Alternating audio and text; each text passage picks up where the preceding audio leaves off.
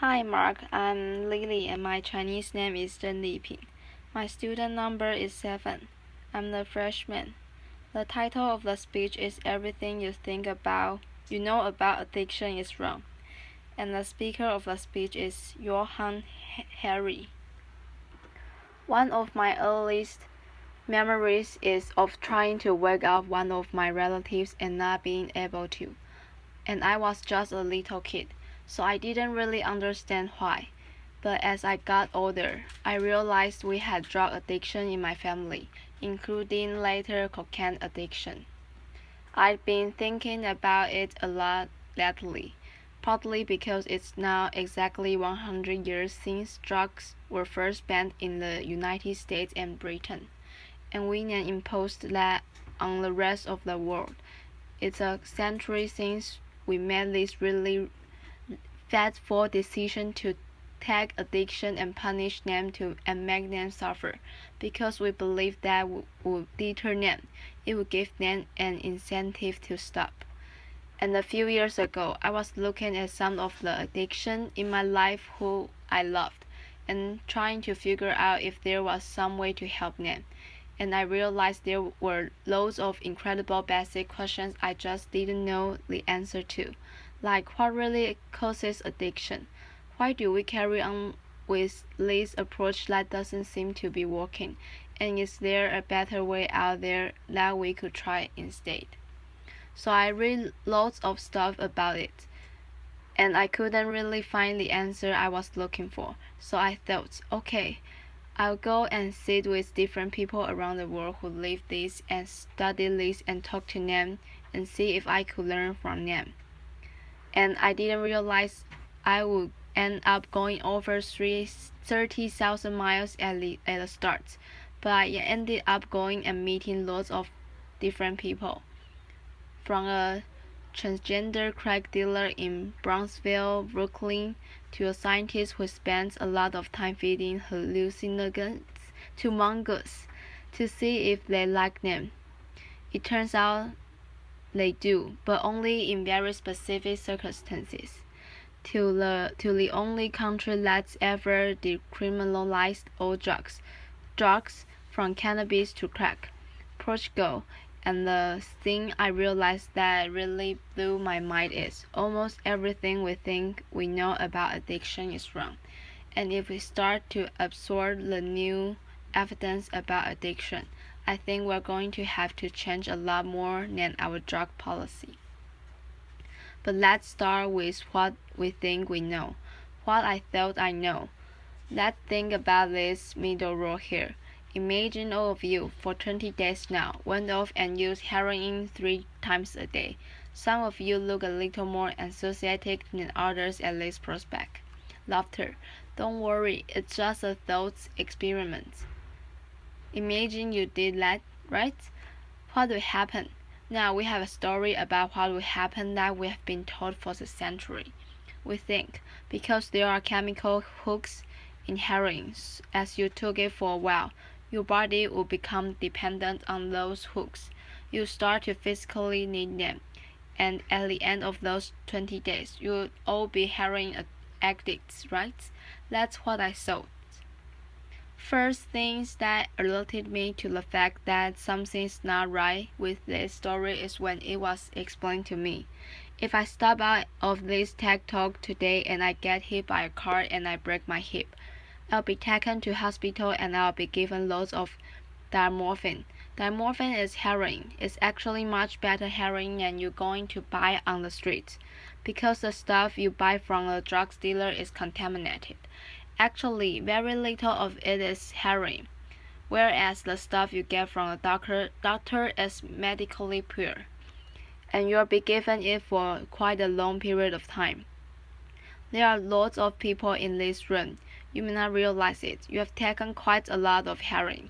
And anyone who is watching this anywhere in the world, this is happening. If what we believe about addiction is right, those people are exposed to all those chemical hooks. What should happen? They should become addicts. This has been studied really carefully. It doesn't happen. You would have noticed if your grandmother had a hip replacement, he didn't come out as a junkie. Laughter. And when I learned this, it seems so weird to me, so contrary to everything I've been told, everything I thought I know. I just thought it couldn't be right, until I met a man called Bruce Alexander. He's a professor of psychology in Vancouver who carried out an incredible experiment I think really helps us to understand this issue. Professor Alexander explained to me the idea of addiction we've all got in our heads. That story comes partly from a series of experiments that were done earlier in the 20th century. They are really simple. You can do them tonight at home if you feel a little sadistic. You get a rat and you put it in a cage, and you give it 2 water bottles. One is just water and the other is water laced with either heroin or cocaine. If you do that, the rat will almost always prefer the drug water and almost always kill itself quite quickly. So there you go, right? That's how we think it works. In the 70s, Professor Alexander comes along and he looks at this experiment and he noticed something. He said, "Oh, we're putting the rat in an empty cage. It's got nothing to do except using these drugs. Let's try something different." So Professor Alexander built a cage that he called Rat's Park, which is basically heaven for rats. They've got lots of cheese, they've got lots of colored balls, they've got lots of tunnels. Crucially, they've got lots of friends. They can have lots of sex, and they've got both the water bottle, the normal water, and the drugged water. But here's the fascinating thing. In Red Park, they don't like the drug water. They almost never use it. None of them ever use it compulsively. None of them ever overdose. You go from almost 100% overdose when they're isolated to 0% overdose when they have happy and connected lives. Now, when he first saw this, Professor Alexander thought maybe this is just a thing about rats. They are quite different to us, maybe not as different as we'd like. But fortunately, there was a human experiment into the exact same principle happening at the same time. It was called the Vietnam War. In Vietnam, 20% of all American troops were using loads of heroin, and if you look at the news reports from the time, they were really worried because they thought, my God, we're going to have hundreds of thousands of junkies on the streets of the United States when the war ends. It made total sense. Now, those soldiers who were using loads of heroin were followed home. The archives of general psychiatry did a really detailed study, and what happened to them? It turns out they didn't go to rehab. They didn't go into withdrawal. 95% of them just stopped it. But now, if you believe the story about chemical hooks, that makes absolutely no sense. But Professor Alexander began to think there might be a different story about addiction. He said, what if addiction isn't about your chemical hooks? What if addiction is about your cage? What if addiction is an adaptation to your environment? Looking at this, there was another professor called Peter Cohen in the Netherlands who said maybe we shouldn't even call it addiction. Maybe we should call it bonding. Human beings have a natural and innate need to bond, and when we're happy and healthy, we're bound and connect with each other. But if you can't do that, because you are traumatized or isolated or beaten down by life, you are bound with something that will give you some sense of relief. Now that might be gambling, that might be pornography, that might be cocaine, that might be cannabis. If you are bound and connect with something because that's our nature, that's what we want as human beings. And at first, I found this quite a difficult thing to get my head around. But one way that helped me to think about it is, I can see I've got over by my seat a bottle of water, right? I'm looking at lots of you, and lots of you have bottles of water with you. Forget the drugs, forget the drug war. Totally legally, all of these bottles of water could be bottles of vodka, right? We could all be getting drunk. I might after this, laughter. But we're not. Now because we have been able to afford approximately gasoline pounds that it costs to get into a TED Talk. I'm guessing you guys could afford to be drinking vodka for the next 6 months. You wouldn't end up homeless. You are not going to do that. And the reason you are not going to do that is not because anyone's stopping you. It's because God bonds and connections that you want to be present for. You've got work you love. You've got people you love. You've got healthy relationships. And the core part of addiction, I came to think, and I believe the evidence suggests, is about not being able to bear to be present in your life. Now, this has really significant implications. The most obvious implications are for the war on drugs. In Arizona, I went out with a group of women who were made to wear t-shirts saying I was a drug addict, and go out on chain gangs and dig graves while members of the public jeered at them. And when those women got out of prison, they're going to have criminal records that mean they'll never work in the legal economy again. Then that's a very extreme example, obviously, in the case of the chain gang, but actually almost everywhere in the world we treat addicts to some degree like that. We punish them, we shun them, we give them criminal records, we put barriers between them reconnecting. There was a doctor in Canada, Dr. Gabor Mate, an amazing man who said to you, if you wanted to design a system that would make addiction worse, you would design that system. Now there's a place that decided to do the exact opposite, and I went there to see how it worked. In the year 2000, Portugal had one of the worst drug problems in Europe. 1% of the population was addicted to heroin, which is kind of mind-blowing, and every year, they tried the American way more and more. They punished people and stigmatized them and shamed them more, and every year the problem got worse. And one day, the Prime Minister and the leader of the opposition got together and basically said, look, we can't go on with the country where we're having ever more people becoming heroin addicts. Let's set up a panel of scientists and doctors to figure out what would genuinely solve the problem. And they set up the panel led by an amazing man called Dr. Johann to look at all this new evidence. And they came back and they said, decriminalize all drugs from cannabis to crack, but, and this is the crucial next step, take all the money we used to spend on cutting addicts off, on disconnecting them, and spend it instead on reconnecting them with society.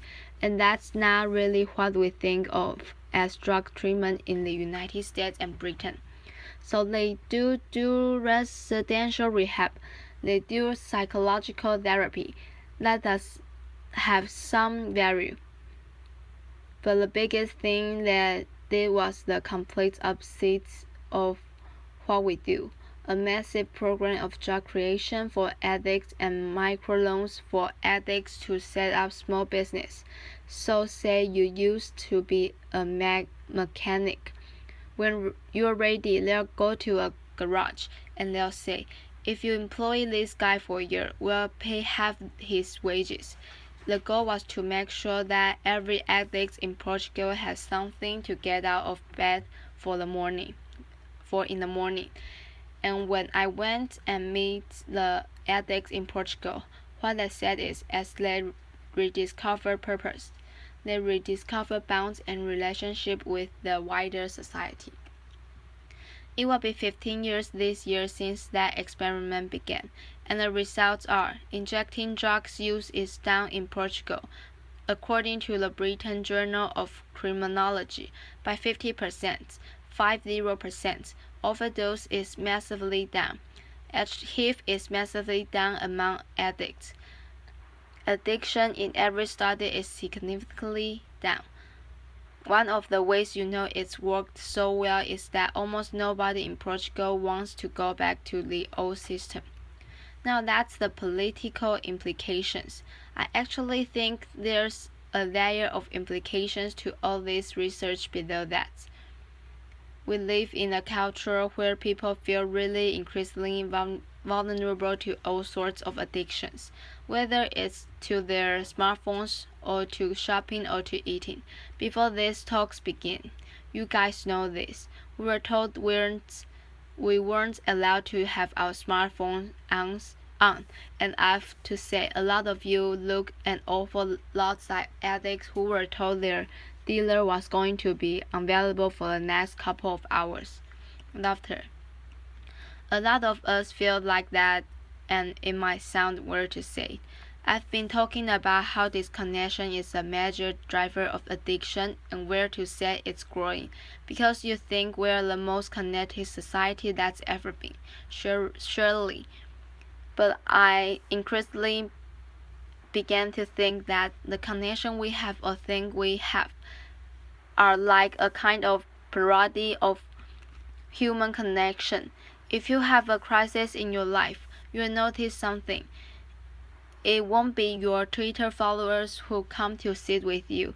It won't be your Facebook friends who help you turn it around. It will be your flesh and blood friends who you have deep and nuanced and textured face-to-face relationship with. And there's a study I learned about from Bill McKibben, the environmental writer, and I think tells us a lot about this. It looked at the number of close friends the average American believes they can call on in a crisis. That number has been declining steadily since the 1950s. The amount of floor space in an individual has in their home has been steadily increasing, and I think that's like a metaphor for the choice we've made as a culture. We have traded floor space for friends. We have traded stuff for connections, and the result is we're one of the loneliest societies there has ever been. And Bruce Alexander, the guy who did the Red Park experiment, says, we talk all the time in addiction about individual recovery, and it's right to talk about that. But we need to talk more about social recovery. Something's gone wrong with us, not just with individuals but as a group, and we've created a society where, for a lot of us, life looks a whole lot more like that isolated cage and a whole lot less like Great Park. If I'm honest, this isn't why I went into it. I didn't go into the discover the political stuff, the social stuff. I wanted to know how to help the people I love. And when I came back from this long journey and I learned all this, I look at the addicts in my life, and if you're really candid, it's hard laughing at addicts. And there's going to be lots of people who know in this room. You are angry a lot of time, and I think one of the reasons why this debate is so charged is because it runs through the hearts of each of us, right? Everyone has a bit of them that looks at an addict as things. I wish someone would just stop you. And the kind of script we've told for how to deal with addicts in our life is typified by, I think, the reality show Intervention. If you guys have ever seen it, I think everything in our life is defined by reality TV. But that's another TED Talk. If you have ever seen the show Intervention, it's a pretty simple premise. Get an addict, all the people in their life, gather them together, confront them with what they're doing, and they say, if you don't shut up, we're going to cut you off. So what they do is they take the connection to the addict and they threaten it. They make it contingent on the addicts behaving the way they want. And I began to think, I began to see why that approach doesn't work, and I began to think that's almost like the importing of the logic of the drug war into our private lives. So I was thinking, how could I be Portuguese? And what I've tried to do now. And I can tell you I do it consistently, and I can tell you it's easy. Is to say to the addicts in my life that I want to deepen the connection with them. To say to them, I love you, whether you're close using or you're not. I love you, whatever state you are in, and if you need me, I'll come and sit with you because I love you and I don't want you to be alone or to feel alone. And I think the core of that message, you are not alone, we love you, has to be every level of how we respond to addicts, socially, politically, and individually. For 100 years now, we have been singing war songs about addicts. I think all along we should have been singing love songs to them, because the opposite of addiction is not sobriety. The opposite of addiction is connection. Thank you. Applause.